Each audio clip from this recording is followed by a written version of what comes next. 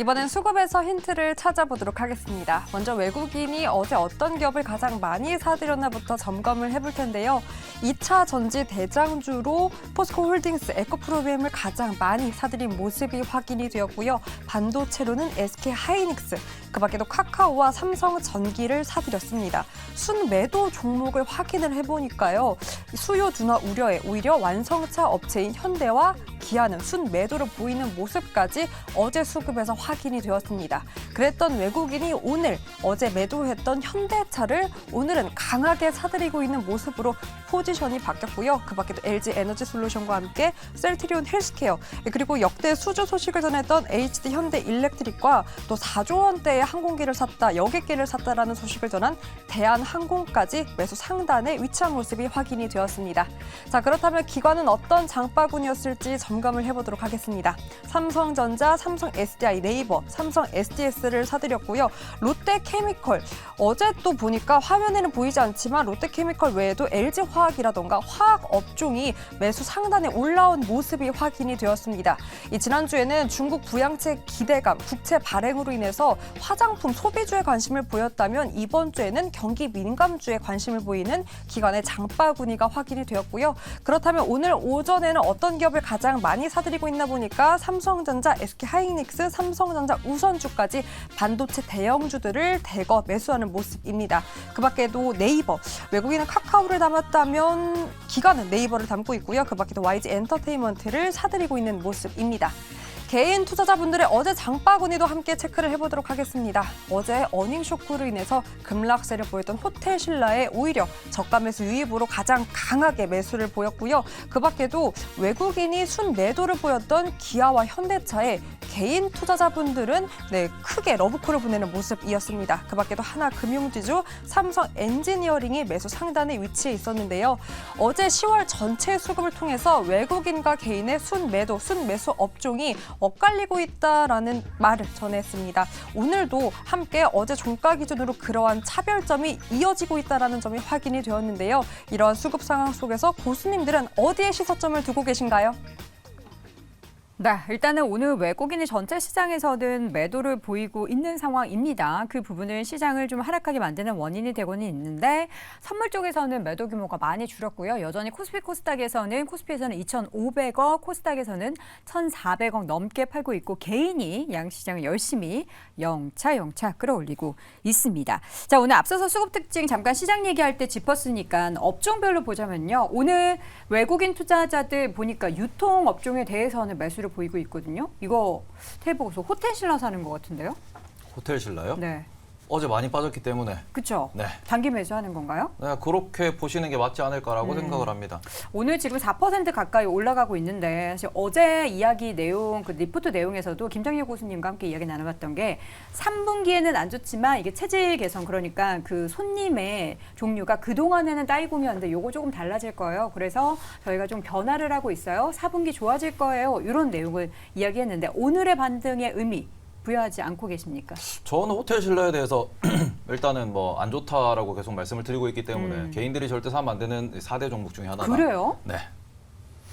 저는 이제 LG생활건강, 호텔신라, 네. 그리고는 이마트, 그리고 뭐 아모레 같은 종목들 개인 투자자가 투자하시면 위험하다라고 해가지고 몇 가지 분류를 하고 있는데 일단 가장 기본적으로 호텔신라가 PER 측면에서 매우 높습니다. 밸류가 매우 높게 거래가 되고 있고, 그리고는 부채 비율이 매우 높습니다. 그리고는 지금 오히려 호텔신라에 대해서 우리가 주목해야 되는 거는 신라스테이가 얼마나 성장을 하느냐, 이게 더 중요하다라고 네. 항상 말씀을 드리고 있는데, 호텔신라 같은 경우에는 면세점 관련돼 가지고 그런 면세점이 과연 지금 얼마나 갔을 때 저렴한가, 얼마나 갔을 때 내가 이제 그 면세점에서 물건을 사는데 매력적으로 느끼는가를 보셔야 되는데 지금 매력적이지 않아요. 환율도 달러가 문제죠. 너무 높아서. 네, 그리고는 또 추가적으로 그냥 아마존이나 알리바바에서 최저가 검색을 하시고 할인 판매할 때 사시면은 면세점에서 사시는 것보다 훨씬 더 저렴합니다. 근데 면세점에서 사는 제품들이 막 명품 브랜드 이런 거는 아마존이나 온라인에서 잘 많이 안 팔잖아요.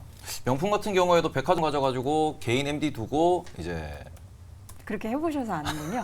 우리는 그런 게 없어가지고 그래서 면세점을 가는데 어쨌든 매력이 덜해서 오늘의 수급에 있어서도 조금 이런 것들을 사는 게 아쉽다. 단기적인 움직임일 수밖에 없다라는 거를 이야기해 주시는 거죠? 네, 혹시 그렇습니다. 이것도 뭐 얼마니 뭐 이런 거예요? 아닙니다. 알겠습니다. 자, 하창원 고수님 오늘 수급 특징 뭐 보셨을까요? 네, 저는 효성 TNC를 봤습니다. 네.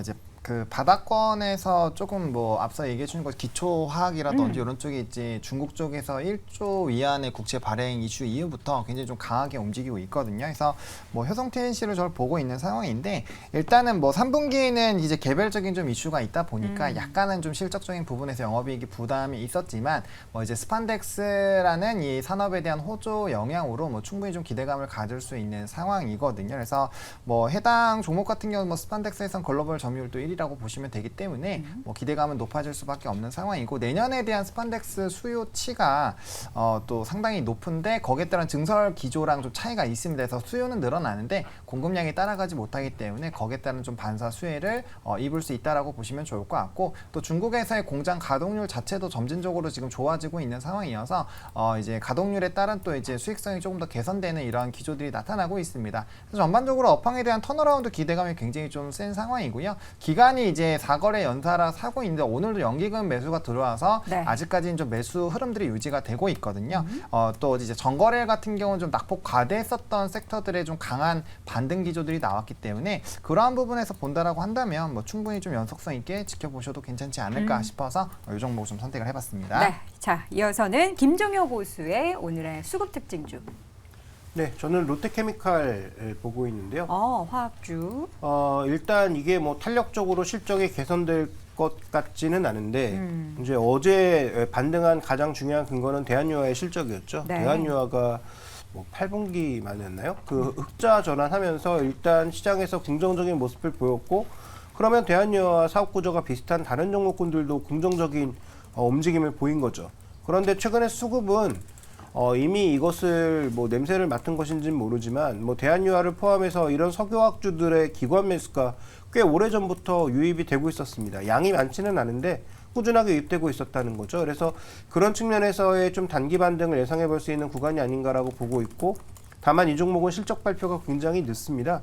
11월 13일인가요? 그때 아마 실적 발표하는 것으로 제가 아까 공시를 본 것 같은데 그렇게 실적 발표를 늦게 하는 것은 원래 좀 늦게 하기도 했지만 뭔가 실적의 자신감이 좀 떨어지는 게 아닌가라는 부담도 있고요. 그다음에 롯데그룹이 아시는 것처럼 최근에 여러 가지 투자를 하면서 굉장히 많은 그 자금을 끌어온 상황이죠. 그래서 그런 금리가 올라갔을 때 자금 소요에 대한 부담감도 남아있다라는 측면에서 보면 뭐 길게 볼 종목은 아니지만 3분기 흑자 전환, 그다음에 그 흑자 전환에 따른 일시적인 주가 반등을 좀 기대해 볼 수 있는 부분이 아닌가. 왜냐하면 지금 가격이 10년 내 최저점입니다. 그래서 그 정도 가격에서 일정 부분의 반등 정도는 가능하지 않을까. 그다음에 거기에 연동하고 있는 기관의 수급 정도는 조금 봐야 되지 않을까 이렇게 보고 있습니다. 네, 10년 내 최저를 기록하는 종목들 많죠. 앞서서 우리 테이블 고수가 이야기했었던 종목 중에서 뭐 LG생활건강도 10년 내 최저까지 주가가 떨어졌는데 그럼에도 불구하고 매력이 없는 그러니까 향후에 대한 기대감을 가질 수 없는 기업이 있는가 하면 롯데케미칼 같은 경우에는 단기적으로지만은 어쨌든 기관의 수급의 유입과 함께 기대해 볼 부분들이 있다라는 말씀해 주셨습니다. 그럼 테이블 고수는 오늘 관심 있는 종목군은 없어요? 일단 오늘은 무엇보다도 뭐 장이 열리자마자 한국 국채 그리고는 일본 국채가 갭상승한 상황에서 지금은 오늘은 아무래도 BOJ의 이제 통화정책 설명서, 통화정책 회의 결과가 어떻게 나오느냐, 그리고는 실제로 YCC를 얼마나 건들 것이냐 이게 오히려 글로벌 관점에서도 그리고 아시아 시장 관점에서도 더 중요하다고 생각을 해서 오늘은 그렇죠. 딱히 매매를 적극적으로 하지 않아도 되는 날이다. 오늘은 이렇게 조금 보고 있습니다. 지켜봐야 된다. 네. 알겠습니다. BOJ 관련해서 내용들이 좀 지금 아직은 나오고 있지 않은 것 같은데요. 이 복잡한 고민 가운데 어떠한 이야기를 시장에 또 전달을 하게 될지 부디 또 시장을 흔드는 이슈가 전해지지 않기를 바라보겠습니다. 다시 한번 종목 정리해드리죠. 김종효 고수 롯데케미칼, 하창원 고수는 효성 TNC, 테이퍼 고수는 일본의 통화정책 회의를 주목하라라고 의견을 남겼습니다. 오늘 장탑5 이어지는 2회 주제는 뭘까요?